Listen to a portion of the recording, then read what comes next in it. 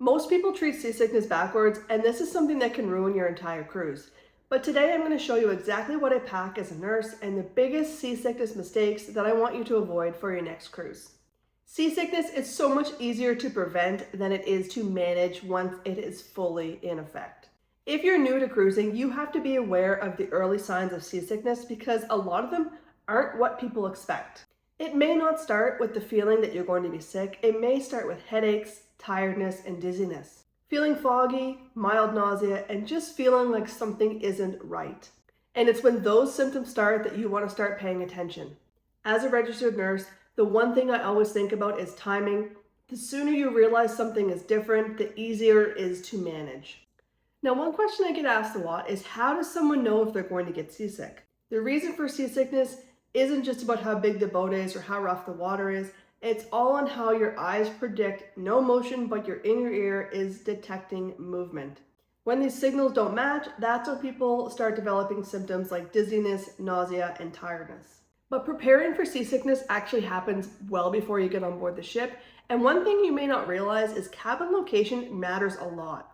Now, if you're someone who's prone to motion sickness or you've never cruised before and you're not sure if you're going to become seasick, then my recommendation is booking your cabin location midship, lower deck. Think of it as a seesaw. The outer aspects are going to move more, whereas the middle base part of the seesaw or the middle of the ship, you're going to have less motion. So that way you're going to be less prone to becoming seasick. Now, if you've already booked a cabin and it's not in the ideal midship location, don't worry about this. There are still a lot of things that we're going to get into now that can help you prepare to prevent seasickness. Another thing I want to talk about is the cruise itinerary itself. And I can promise you that not every cruise can be guaranteed to have calm waters. But if seasickness is something you're really concerned about, there are some things you do need to consider when choosing your cruise itinerary. The time of year and where you sail from can make a big difference. So let's talk about that. For example, if you're sailing out of northern ports in the winter months, like New York, for instance, you will have rougher seas or a higher chance of rougher seas when you first get out into the open ocean. There's also hurricane season, which is between June and early to mid-October. These are times that you may have rougher seas because you are going to be sailing during hurricane season. So that's something to keep in mind. Now, that doesn't mean you should avoid these times or these itineraries, but if you're someone that's concerned about seasickness and you're not sure how you're going to do on your first cruise, for instance, then these are things you need to take into consideration when planning your cruise and picking your itinerary. Now, even if you choose the perfect cabin location and the perfect cruise itinerary, you still need to be prepared. So let's talk about the things that I bring as far as medications and other items on board with me when I cruise to help manage and prevent seasickness. Now, one thing I always recommend is being prepared before you need something. While cruise ships have onboard medical centers and shops, I personally don't like to wait until I get on board to know what my options are. I like to bring those with me, and we're going to get into that right now. Now, one of the popular things I pack is Bonine. It's actually used for motion sickness. It lasts a little bit longer than another option I'm going to talk about soon, but there are a few side effects that could cause things like drowsiness, so that's something to be aware of. Another one is Dramamine. It doesn't last as long as Bonine, but it also will have some side effects, potentially like drowsiness as well. Scopolamine patches is another option. Now, this is a prescription medication, so you will have to discuss this with your doctor. It's a patch that most people you'll see on cruises wear behind their ear to help with motion sickness. Now, medication isn't the only thing people use to help prevent seasickness on board a cruise ship. A lot of people will wear sea bands, which I'll link that in the description below. They use ginger tablets as well, and these seem to do really well, and these are non-medical ways to help prevent and treat seasickness.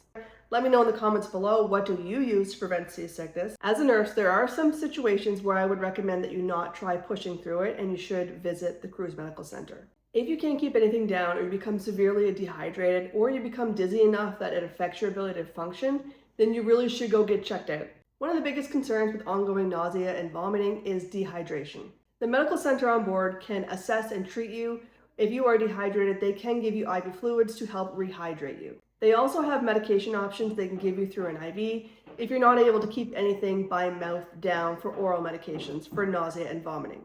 Now, one important thing to know is when you visit the cruise medical center on board, this is considered an onboard medical visit. You will typically be charged right to your onboard credit account on board the cruise ship. They will not direct bill your travel insurance company, and this is usually a misconception of a lot of cruisers. Cruisers think that you have travel insurance and they will direct bill your insurance company just as they do at home, and this is not the case. Now, this is one of the main reasons I always recommend to my cruise clients to have travel insurance, because if something like this happens on board the ship and you need to seek medical care, you will be covered. But there are a couple things that you need to know about this coverage. One, it will be charged to your onboard credit account. They do not direct bill your insurance company. Two, you are going to have to pay this up front. And three, you need to make sure that you keep all of your documentation from seeing the physicians on board, your onboard credit account with the receipts and proof of fees that you have paid for your travel insurance company, because when you get off the ship, you will have to apply for and file the claim to your travel insurance company to be reimbursed, and you will need all these documentations to do that. If you feel you need to get checked out by the cruise medical, I do feel that you should go and do so. Do not hesitate to do this just because of the onboard fee that you will be charged. As long as you have travel insurance, you can apply to have this reimbursed to your account when you get home. If you are sick and need help, please don't hesitate to go to the onboard cruise medical center.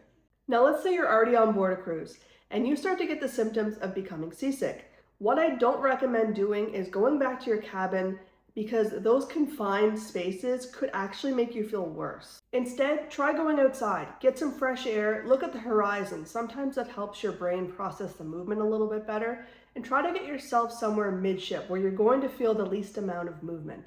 And something cruisers forget about is make sure that you are hydrated. If you become dehydrated or overtired, this can make the symptoms of seasickness all that much worse. If you're already feeling off, there are 3 things that I recommend you not doing.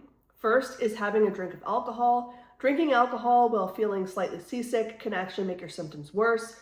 Also, using your phone. Looking at your phone screen while you're feeling tired, dizzy, or nauseated can actually make that worse as well.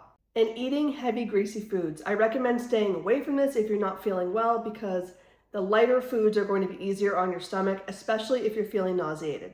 So when I cruise and I pack my seasickness kit, I pack things like Gravol, Benadryl, Dramamine, seasickness bands, ginger, and I also pack electrolyte packets, which can really help if you become dehydrated from a hot day or a very busy excursion day. My biggest advice here is be prepared. Don't wait until you feel miserable to do something about it.